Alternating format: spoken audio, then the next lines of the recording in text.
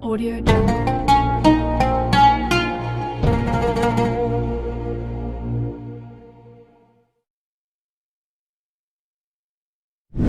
Alhamdulillah, kita bersyukur di malam hari yang penuh berkah ini dikumpulkan dalam majlis ilmu. Mudah-mudahan yang kita lakukan ini selalu mendapatkan keberkahan dan keridhaan dari Allah, dan nantinya menjadi saksi baik kita tatkala berjumpa dengan Allah Subhanahu wa taala. Amin amin ya rabbal alamin. Disebutkan di dalam kitab Risalatul Mudzakarah, qala Allah Ta'ala, Allah Subhanahu wa taala berfirman, walillahi ma fis samawati wa ma fil ardh liyajziyal ladzina asa'u bima 'amilu wa yajziyal ladzina ahsanu bil husna. Walillahi ma fis samawati wa ma fil ardh, dan milik Allah Subhanahu wa taala semua yang ada di langit dan di bumi. Jadi Allah Subhanahu wa taala tidak butuh kepada ibadahnya kita, tidak butuh dengan sedekahnya kita, kebaikannya kita. Kenapa? Semuanya milik Allah Subhanahu wa taala.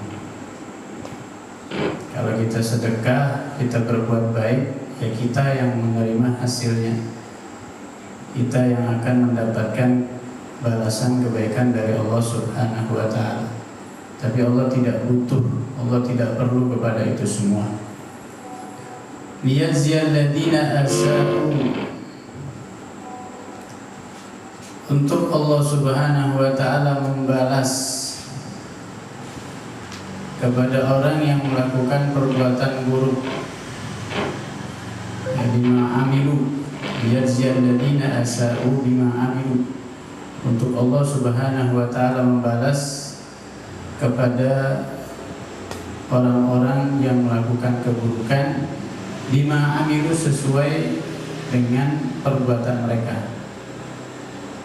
Wa yajziyal ladzina ahsanu bil husna, dan untuk Allah Subhanahu wa taala membalas juga bagi orang yang melakukan kebaikan dengan al-husna, dengan surganya Allah Subhanahu wa taala. Wa qala ta'ala, dan Allah Subhanahu wa taala berfirman, wa an laysa lil insani illa ma sa'a wa anna sa'yahu sawfa yura. Tidak ada bagi manusia melainkan apa yang telah dia usahakan. Wa an laysa lil insani illa ma sa'a, tidak ada bagi manusia melainkan apa yang telah dia perbuat. Ayat ini menunjukkan segala perbuatan kita, apa yang kita lakukan daripada kebaikan, kita akan menerima dan itu menjadi milik kita. Semua perbuatan baik itu milik kita.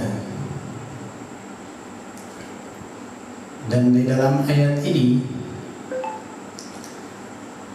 ada mansukhul hukum, ada revisi secara hukum. Sebagian orang menjadikan ayat ini pegangan untuk mengingkari orang-orang yang membaca Al-Quran kemudian diniatkan untuk mayit, untuk jenazah. Pokok pembahasannya di sini kan, setiap manusia melakukan perbuatan baik, dia akan melihat perbuatan baik itu, artinya itu milik dia. Sebagian orang menjadikan ayat ini pegangan bahwa orang lain tidak bisa memberikan kebaikan kepada mayit. Jadi kalau kita mengirimkan doa ataupun bacaan Al-Quran ataupun sedekah atas nama mayit, nggak sampai berdasarkan ayat ini. Padahal ulama mengatakan ayat ini mansukhul hukum. Sayyidina Abdullah bin Abbas mengatakan mansukhul hukum. Ayat ini sudah direvisi secara hukum dengan ayat walladzina amanu wattaba'athum dzurriyyatuhum biimanin alhaqna bihim dzurriyyatahum.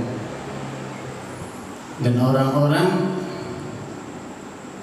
yang beriman kemudian diikuti setelahnya oleh keturunannya dengan iman, maka kami kumpulkan mereka, ya, kakek mereka dan keturunannya dan cucu-cucunya dikumpulkan di dalam surga. Ya, memang ada sebagian ulama mengatakan daripada ayat ini segala amal orang lain nggak akan sampai kepada mayit. Tapi ini khilaf. Ini khilaf, perbedaan pendapat ulama, nggak sampai bid'ah. Hanya perbedaan pendapat saja. Kalaupun itu betul, itu terjadi hanya perbedaan pendapat saja.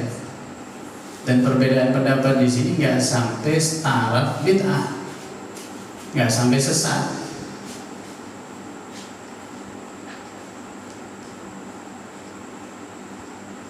Baik. Kalau di dalam mazhab Syafi'i sendiri gimana? Di dalam mazhab Syafi'i sendiri, ulamanya mengatakan kalau diniatkan untuk mayit itu akan sampai. Tapi kalau nggak diniatkan untuk si fulan, orang yang telah meninggal dunia, nggak akan sampai.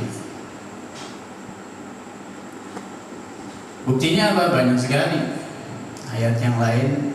Rabbana ighfir lana wa li ikhwanina alladziina sabaquna bil iman. Rabbana ighfir lana, ya Allah ampunilah kami. Rabbana ighfir lana, apa tadi? Rabbana ighfir lana wa li ikhwanina alladziina sabaquna, dan untuk saudara-saudara kami yang telah mendahului kami dengan iman. Nah, itu doa sampai ya kepada orang-orang yang sebelum kita. Kemudian juga kalau kita lihat hadis-hadis itu mutawatir, ya, tidak mungkin diragukan, tidak mungkin bohong. Ada sahabat, ada orang perempuan bertanya kepada Rasulullah, ya Rasulullah, ibu saya belum haji, apakah saya bisa menggantikannya untuk haji? Maka Rasulullah dengan tegas mengatakan, ya bisa. Haji anha, berhajilah kamu untuk dia, hajikan dia. Dan di dalam haji itu kan bukan ibadah haji saja, ada tawafnya, ada sholat setelah 2 rakaat tawaf. Semuanya sampai. Kalau nggak akan sampai, tidak akan dijawab iya oleh Nabi Shallallahu Alaihi Wasallam. Ya, kemudian juga orang yang bersedekah atas nama fulan, ya, ada orang juga tanya kepada Rasulullah, apakah saya bisa bersedekah untuk ibu saya, untuk orang tua saya? Bisa. Semuanya akan sampai. Nah, jadi ulama Syafi'i sendiri mengatakan demikian. Memang ada gaulun masyhur yang mengatakan, ada gaulun masyhur itu mengatakan gak sampai, tapi ini kalau tidak diniatkan. Ditakwil lagi, kalau diniatkan sampai. Baik itu Al-Quran atau sedekah, semuanya sampai. Makanya kita di dalam doa tahrid mengatakan apa? Ausilillahumma thawaba dzalika binna ilaihim. Buktinya ada, Rasulullah pernah bercerita, ada seseorang nanti di surga itu heran dia, terheran-heran. Padahal amalnya sedikit dulu ketika di dunia. Dia heran, ya Rasulullah, ya Allah, dia mengatakan, ya Allah, dari mana ini? Dari mana kebaikan-kebaikan ini datang kepada saya? Dia heran, kok dia diistimewakan di surga, fasilitasnya luar biasa di surga. Dia terheran-heran. Dia mengatakan kepada Allah, ya Allah, ini dari mana semuanya? Maka Allah mengatakan kepada orang itu, bistighfari waladi, dengan istighfarnya anakmu. Ternyata istighfarnya anak ini kepada orang tua yang sudah meninggal itu bisa menjadikan orang tua nanti tempatnya, fasilitasnya di surga luar biasa istimewa. Berarti kan ada pengaruhnya, berarti kan ada manfaatnya akan sampai kepada mayit. Begitu juga dalam hadis yang lain dikatakan ummati ummatun marhumah. Umatku ini adalah umat yang disayangi. Laulal ahya la halakatil amwat. Kalau bukan karena orang yang hidup, maka orang yang meninggal dunia akan celaka, akan binasa. Kenapa enggak ada yang doakan? Ummati ummatun marhumah. Umatku ini umat yang disayangi. Tadkhulu quburaha, masuk ke dalam kuburnya bidunubin kajibah, dengan dosa-dosa seperti gunung. Wa takhruju minal qubur wala dunuba alaihi. Keluar dari kuburnya udah enggak ada dosa sama sekali. Kenapa? Bistighfaril ahya lil amwat. Karena istighfarnya orang yang hidup, mintakan maaf atas mayit, ya, maka semuanya dihapus segala kesalahan. Istighfaril ahya lil amwat. Jadi kalau dalam hadis-hadis jelas sekali. Begitu juga dari firman Allah tadi yang dikatakan Rabbana ighfir lana wa li ikhwanina alladziina sabaquna bil iman wa la taj'al fi qulubihim ghillan lil ladziina amanu rabbana innaka raufur rahim. Itu jelas sekali semuanya menunjukkan bahwa amal baik yang dikirimkan kepada mayit sampai. Di dalam ayat ini ya memang segala usaha orang ketika hidup, nanti ketika meninggal dunia dia akan mendapatkan itu. Artinya amal baiknya dia itu jadi miliknya dia, bukan milik orang lain. Memang betul maknanya seperti itu. Orang lain nggak bisa milik kita. Kita sekarang kerja misalnya, gaji yang akan kita dapati ya milik kita. Seperti dalam ayat ini kita baca Quran, nanti pahalanya dapat kita, bukan orang lain yang dapat. Yang kita baca ya kita sampai. Kita sholat ya pahalanya buat kita. Ya, kita hadir majelis ilmu yang mana lebih afdal daripada 1000 sholat sunnah, besar pahalanya. Itu kita yang dapati, orang lain nggak dapat, yang nggak hadir nggak dapat. Jadi hanya kita miliki itu. Kita kerja sama orang, dapat gaji, itu milik kita. Tapi sesudah kita miliki, apakah kita boleh memberikan kepada orang lain? Ya boleh, bisa aja. Seperti kita sudah memegang gaji, kemudian gaji itu kita mau bagi kepada orang, boleh saja hadiah. Ya, jadi tidak membatasi, karena bunyi ayatnya itu ya tidak ada bagi manusia kecuali apa yang diusahakan. Ya, jadi segala amal yang dia lakukan di dunia, ya dia terima itu. Bukan bunyinya begini, semua amal yang dilakukan manusia hanya untuk dia, tidak boleh untuk orang lain. Kan bunyi ayatnya bukan gitu. Di situ tidak ada pembatasan. Jadi tidak menutup kemungkinan kalau pahala yang sudah kita terima kita kasihkan ke orang lain, itu boleh, nggak masalah.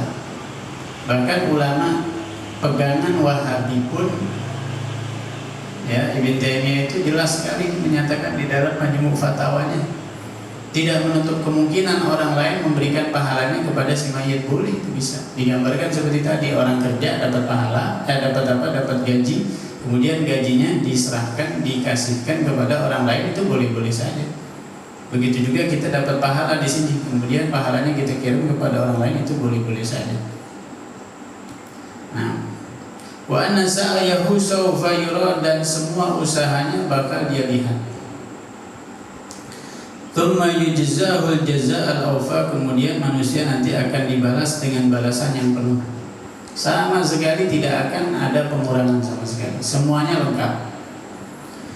Wa anna ila rabbikal muntaha, dan sesungguhnya kepada Tuhanmu lah segalanya akan selesai. Laisa bi amaniyikum wala amaniy ahli kitabi man ya'mal su'an yujza bih wala yajid lahu fi dunillahi waliyan wala nasira.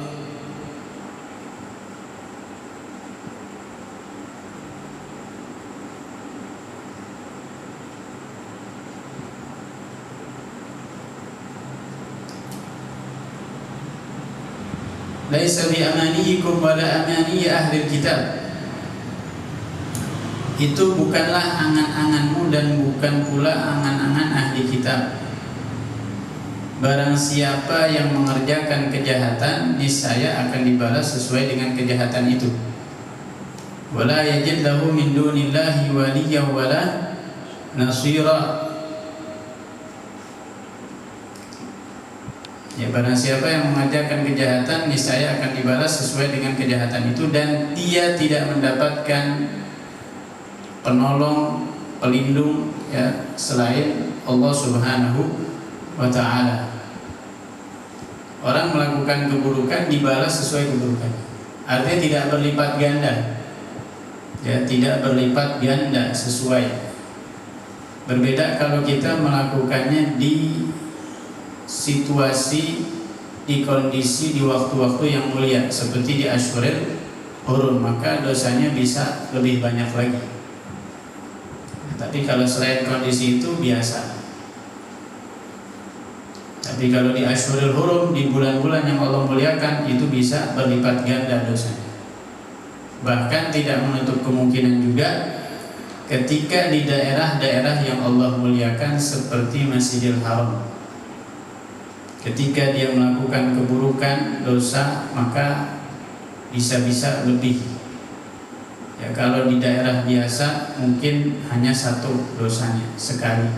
Tapi kalau di daerah tanah haram sana itu bisa 100.000.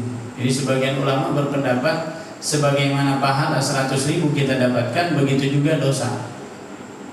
Itu 100.000.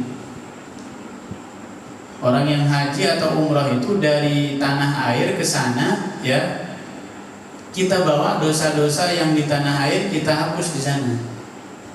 Jangan dosa di sana kita bawa ke sini, susah ngapusnya. Dari sini, dari tanah air kita bawa dosa kita, dihapus di sana, selesai, habis. Di sana jangan bawa dosa lagi, berat soalnya. 100.000 bayangkan. Itu sampai Sina Abdullah bin Abbas gak mau tinggal di kota Mekah. Kenapa? Karena dahsyatnya kota Mekah seperti itu. Dosanya itu 100.000, bayangkan. Makanya beliau sampai hijrah ke Taif, meninggal di kota Taif. Sampai sekarang kalau orang ke Mekah, ke Taif, ke Mekah, begitu juga mengambil paket yang ziarah ke Taif itu ke Sina Abdullah bin Abbas. Ya, beliau khawatir, takut tidak bisa menghormati kota Mekah karena dahsyatnya. Jangan dilihat ibadah aja, dosanya juga besar. Ada juga sahabat-sahabat lain hijrah ke Arafah, Arafah itu tanah halal ya. Arafah tanah halal. Kalau Mina, Muzdalifah tanah haram. Kalau di tanah haram ini yang berbuat dosa itu 100.000 juga. Sebagian orang mengatakan, Imam Hasan Basri itu mengatakan seperti itu. Keburukan juga 100.000, bayangkan. Ya, makanya kalau kita ditakdir harus kita maksimalkan di situ. Di sana jangan sampai ada dosa. Ngeri. Ya, kalau dosa dari sini dihapus di sana, dosa dari di sana mau dihapus di mana coba? Di tempat sudah paling istimewa di sana. Hah? Jadi itu yang dimaksud dalam ayat tadi. Omaya maksudnya yuzabih, orang yang melakukan keburukan dia dibalas sesuai keburukannya itu. Tidak ada lebih-lebih di situ, tidak ada kelebihan di situ, kecuali kalau daerah-daerah tertentu atau di waktu-waktu tertentu. Wa may ya'mal minas solihati min dzakarin aw untha wa huwa mu'minun fa ulaika yadkhuluna al-jannata wa la yudlamuna nafira. Dan barang siapa yang mengerjakan kebaikan, baik laki-laki maupun perempuan, sedangkan dia dalam keadaan beriman, maka mereka itu akan masuk ke dalam surga dan mereka tidak dizalimi sedikit pun.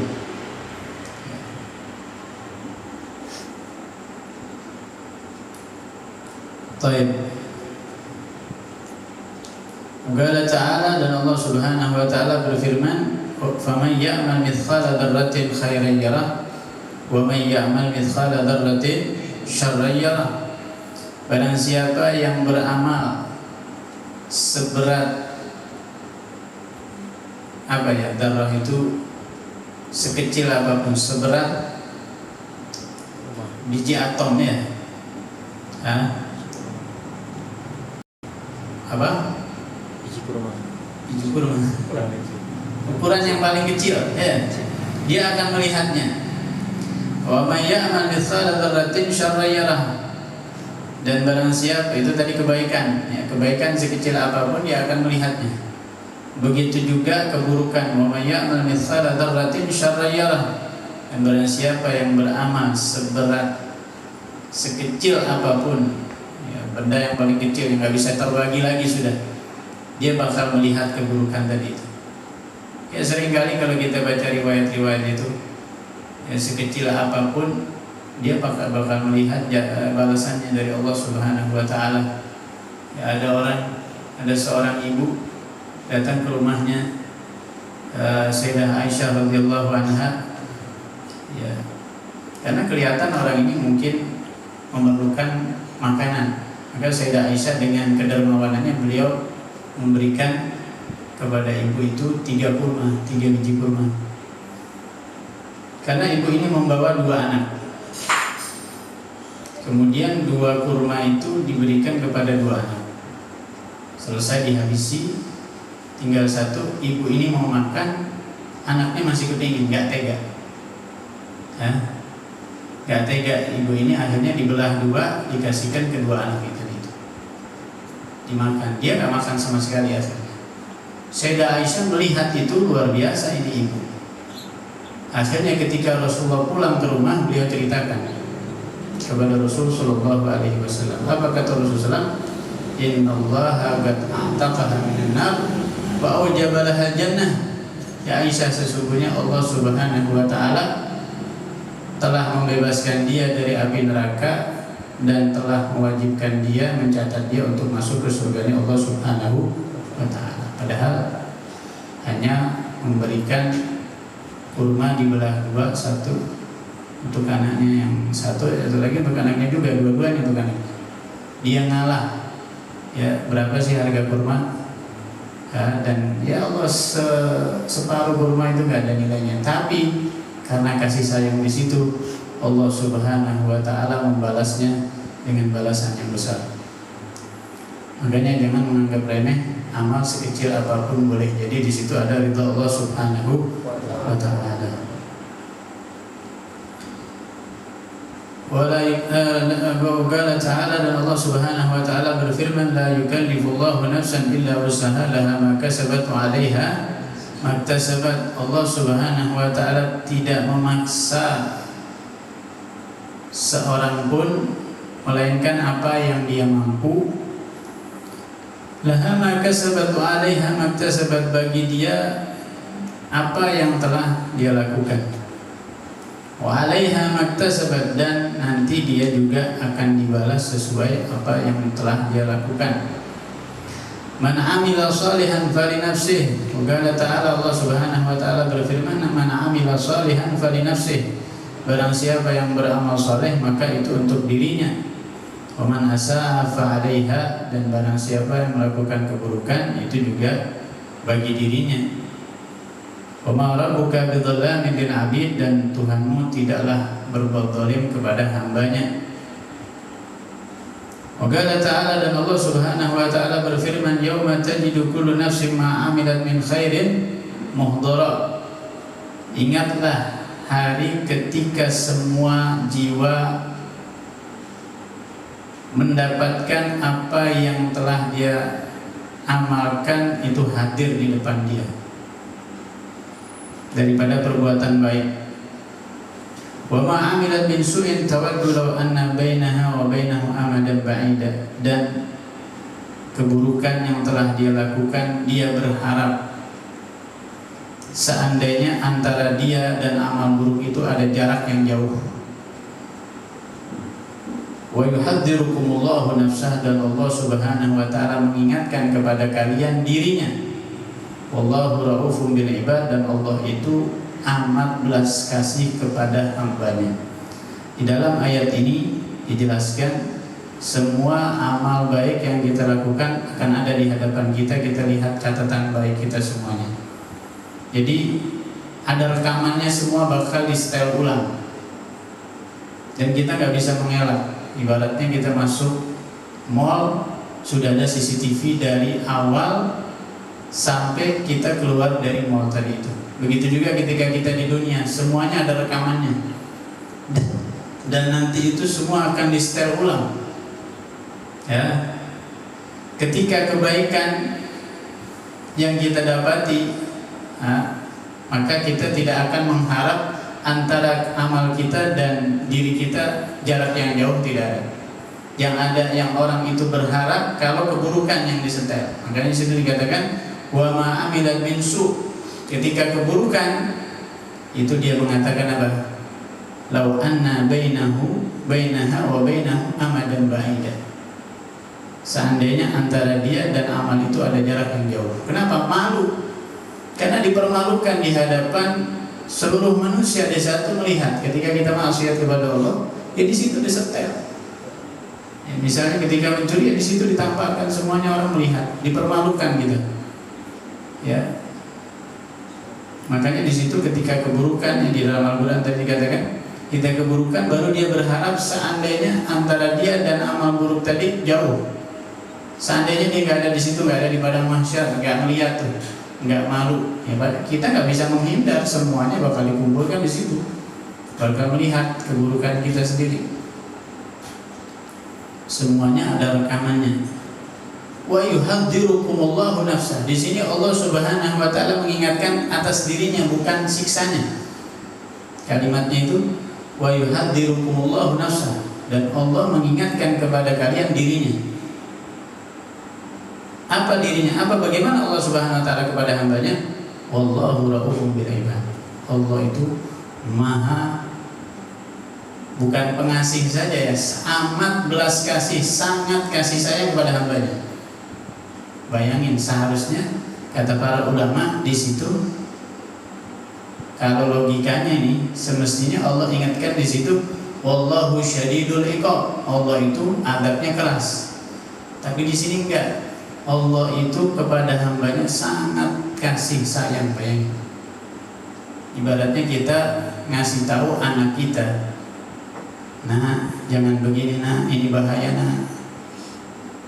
Dengan orang tua ini mengatakan kepada anaknya, sayang, jangan ya, jangan begini, jangan begini. Ibaratnya gitu. Allah juga demikian kepada hambanya. Padahal kata-katanya keburukan tadi itu. Semestinya kan ketika menjelaskan amal buruk, menjelaskan siksanya. Tapi di situ enggak. Allah justru menjelaskan dirinya. Bagaimana diri Allah? Raufun bil ibad. Allah sangat kasih sayang kepada hambanya. Kita masih dibuka peluang oleh Allah Subhanahu wa taala untuk kembali kepadanya. Oleh karena itu ketika kita diberikan kesempatan oleh Allah Subhanahu wa taala, kita ingat ya, kita gunakan itu sebaik-baiknya. Mudah-mudahan kita bisa memanfaatkan sisa umur kita dengan beramal baik. Mudah-mudahan ya saksi baik kita nantinya banyak di akhirat insyaallah. Makanya kita berharap setiap beramal baik dimanapun, mudah-mudahan itu dijadikan saksi baik kita tatkala berjumpa dengan Allah Subhanahu wa taala. Ini saja yang bisa disampaikan. Wassalamualaikum warahmatullahi wabarakatuh.